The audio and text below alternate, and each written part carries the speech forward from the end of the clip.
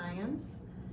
Mrs. Sweetman asked me if I would just talk to you about baskets. I have been making baskets for over 30 years, so I've made a lot of them, all different kinds and types.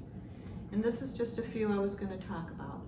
She asked me if I would show you my smallest and biggest. So this is a really little tiny basket that I made out of ash, and it's just kind of for fun. It takes a lot of time to make a little basket like that. And this is a great big basket that I made out of basket material called reed.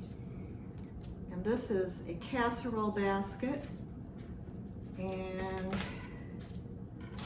it has a rack in there. You can put like something underneath and something on top.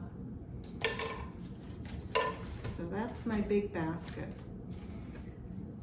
And we make baskets out of all different materials. This one is made out of willow. Willow is fun to work with, but you have to soak it for like 3 days before you make a basket. And it's hard to control it. You have to learn how to bend it and make it go the way you want it to. This is made out of pine needles. So you're actually kind of sewing it all together. And these are long pine needles. Down south, we can get really long pine needles. This one is also made out of ash, and I just wanted to show this one because the ash has been dyed, so there's a lot of different colors on it. And ash is made by pounding apart the growth rings on a tree, and then you have to cut your weavers into little strips and get it all refined and ready to make baskets. I don't know, you've probably never heard of Nantucket baskets, but on the boats they used to make baskets.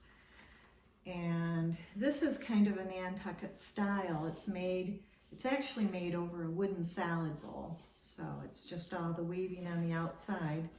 We do a lot of baskets over molds, but usually the mold doesn't stay with it. This one just is an exception to that.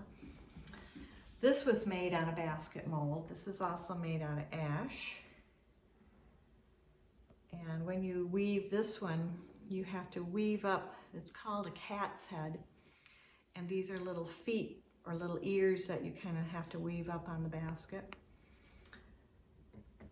This is a real colorful basket. I had to weave all these different colors. This is also made out of reed, and they called this a porcupine basket. This one is made out of cedar bark.